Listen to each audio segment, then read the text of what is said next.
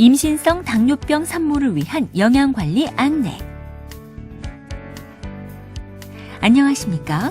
본 동영상은 임신성 당뇨병을 진단받은 산모의 영양관리 방법을 설명드리기 위해 제작되었습니다.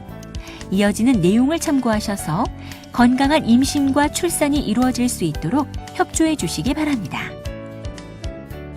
임신성 당뇨병의 개념. 임신성 당뇨병이란 임신 중에 발생하였거나 임신 중에 처음으로 발견된 당뇨병을 말합니다.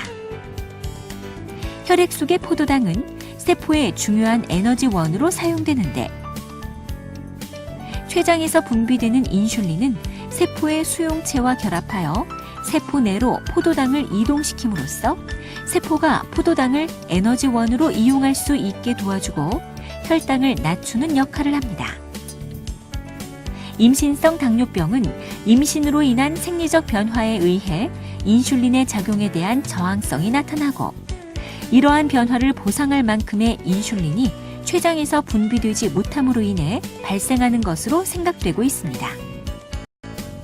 임신성 당뇨병을 적절히 관리하지 않으면 거대아나 신생아 저혈당, 신생아 황달, 신생아 호흡곤란증 등을 초래할 수 있을 뿐 아니라 양수 과다증이나 거대아로 인한 난산, 임신 중독증 등이 나타날 수 있으며 장기적으로는 분만 후 산모 본인과 자녀에게 당뇨병이 발생할 가능성이 높아집니다.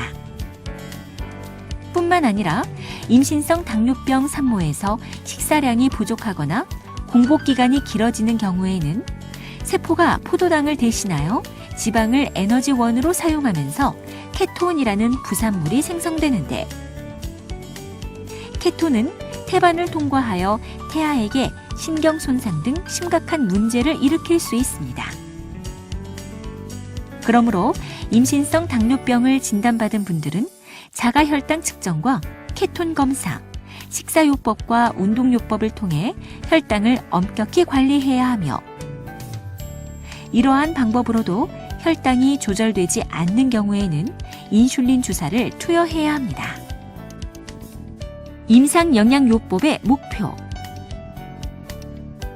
임신성 당뇨병 산모를 위한 영양관리의 임상영양요법은 산모와 태아의 건강 유지에 필요한 영양 공급을 통해 적절한 체중 증가를 유지하면서 혈당을 정상 범위 내로 조절하고 케톤증을 예방하는 것을 목표로 합니다. 임상영양사가 산모의 임신 주수와 임신 전 체중, 임신 중 체중 증가 정도, 평소 식사력 등을 참고하여 개별 산모에게 필요한 열량을 산정해 드리는데 임신성 당뇨병 산모의 바람직한 임신 중 체중 증가 범위는 임신성 당뇨병이 없는 임신부와 동일한 수준으로 권장됩니다. 임신성 당뇨병 산모의 식사 계획. 임신성 당뇨병 산모는 인슐린의 작용에 대한 저항성으로 식사 후 혈당이 높아지는 반면 아침에는 혈당을 올리는 호르몬의 작용에 의해 혈당이 높아지므로 아침에 섭취하는 탄수화물의 양을 줄이는 것이 중요합니다. 참고로 탄수화물이 많이 포함된 음식에는 밥, 빵, 감자, 옥수수 등의 곡류와 과일류, 유제품, 설탕이나 꿀 등이 있습니다. 식사량이 부족하거나 공복기간이 길어지는 경우에는 세포가 지방을 에너지원으로 사용함으로 인해 케톤증이 발생할 수 있으므로 이를 예방하기 위해 간식, 특히 야간에 간식을 섭취해야 합니다. 한편 임신 중에는 임신 전보다 더 많은 단백질이 필요하므로 반찬으로 단백질을 매 끼니마다 섭취합니다. 식사 배분 예시. 예를 들어 임신성 당뇨병으로 진단받고 하루 1900kcal의 열량 섭취가 권장되는 경우에는 아침에 드시는 밥의 양을 3분의 2 공기로, 점심과 저녁에 드시는 밥의 양을 5분의 4 공기로 줄이고 아침 간식으로 우유 1팩, 점심 간식으로 과일 1단위, 오후 3시 간식으로 우유 1팩과 찐계란 1개, 저녁 간식으로 과일 한 단위, 그리고 밤 동안의 공복을 줄이고 케톤증을 예방하기 위해 야식으로 우유 한 팩과 크래커 3개를 드실 수 있습니다. 케톤 검사.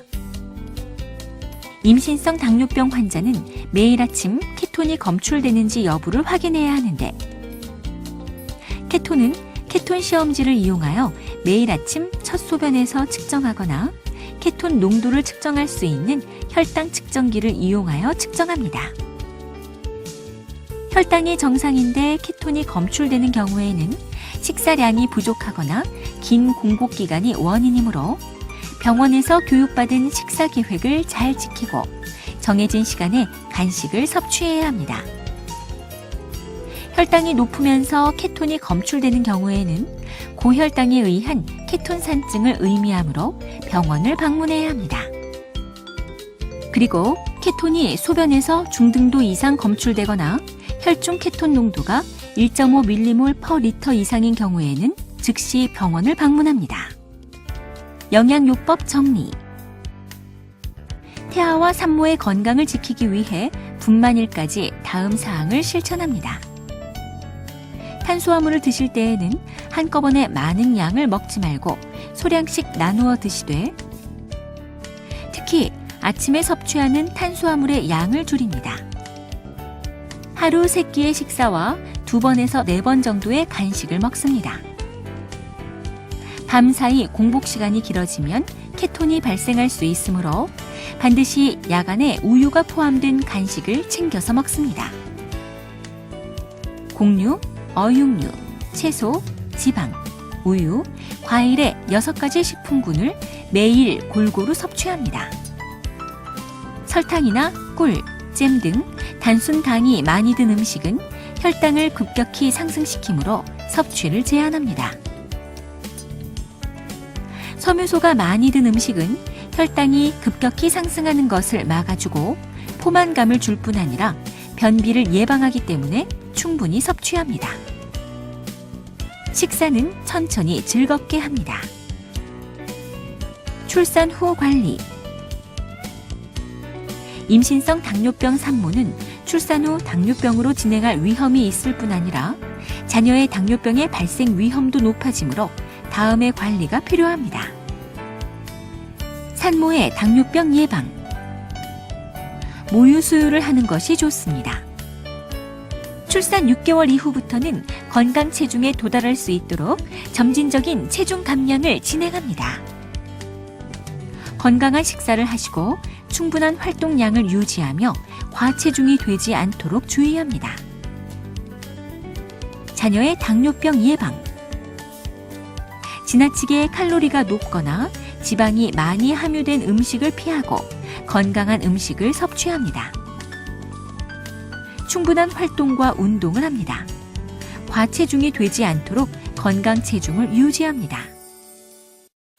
지금까지 임신성 당뇨병 산모를 위한 영양관리에 대해 설명드렸습니다. 감사합니다.